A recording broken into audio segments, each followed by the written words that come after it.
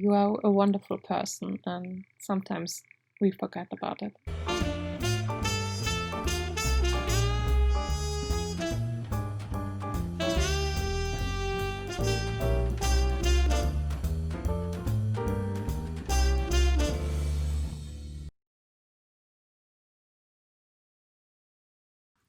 Hey there!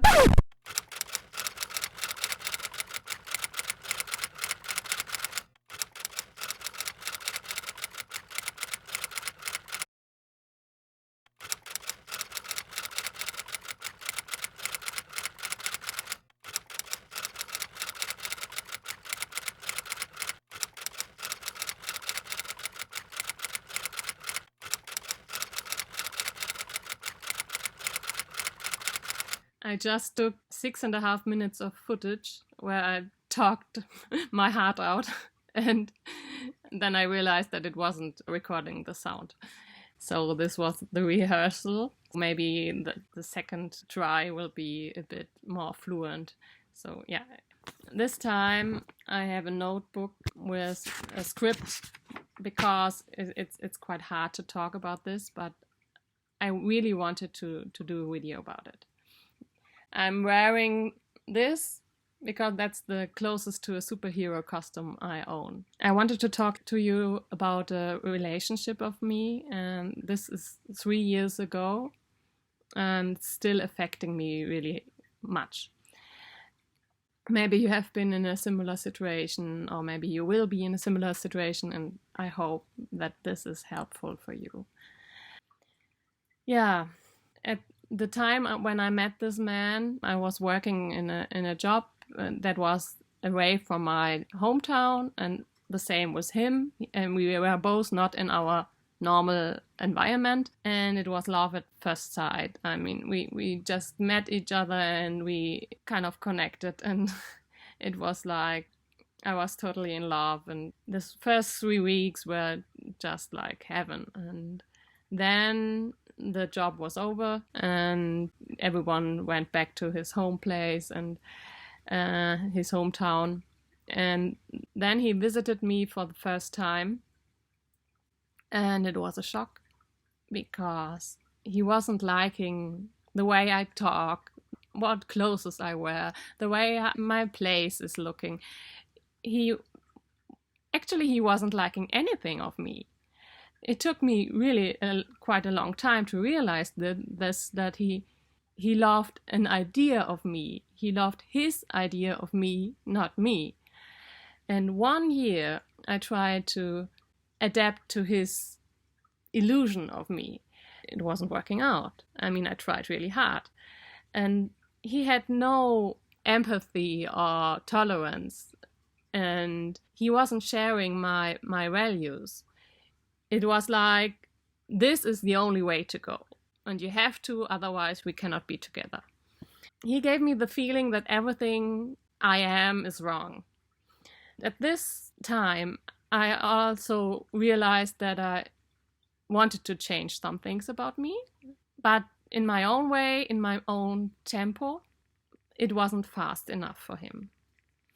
He really put me under pressure, and yes, after 1 week, 1 year, I got this job here in this town, and we decided to move together to this town and move together in a flat. And I was looking for flats, and was kind of looking forward to this. And then 2 weeks before we were planning to move together, he dumped me. And I mean, really, he dumped me. He put me in the trash. And he was saying it's not worth the stress. That was his reason. Yeah, it's right. It wasn't worth it. It wasn't worth to try to change and try to adapt to someone else's wishes.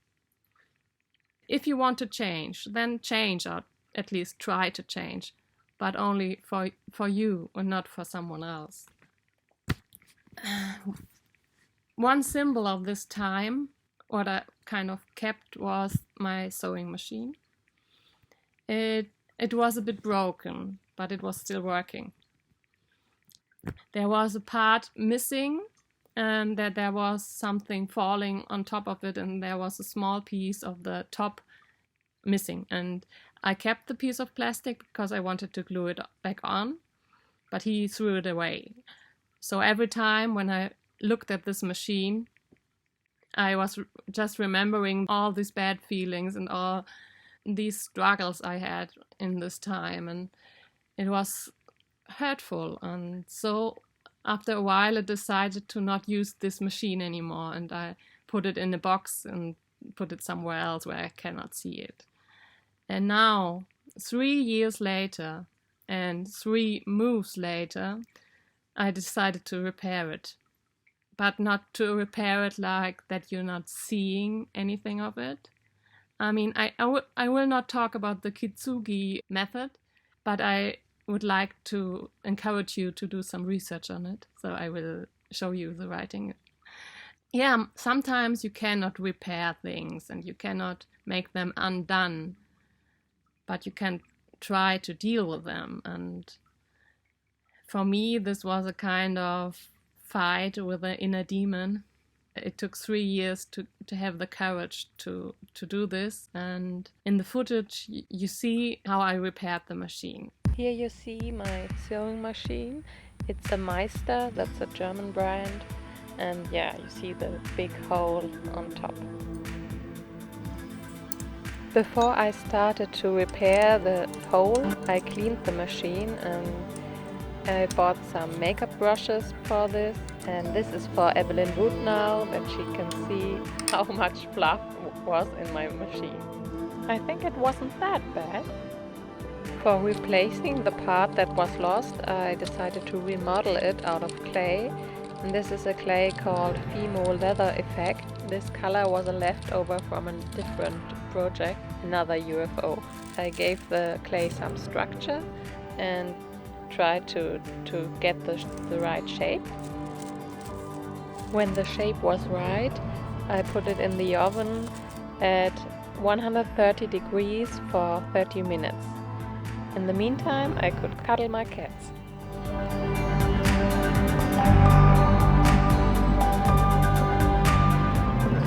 The special thing about this leather effect clay is that it's elastic when it's ready.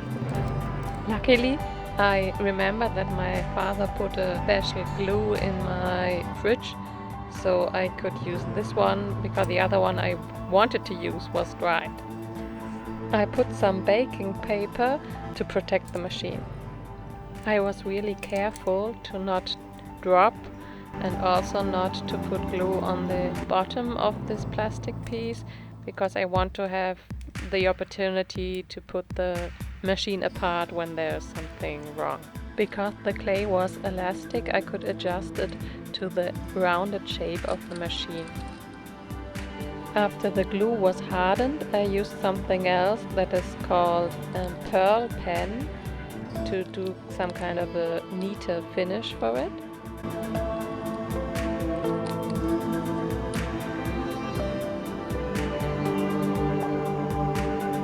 I would have used gold as well, but I had this silvery color, so I think it's fine.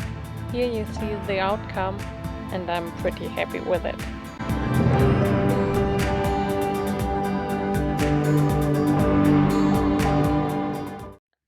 I wanted to share this with you, and if you don't hear that much from me in the future, then it's because I'm busy fighting demons. And yeah, take care.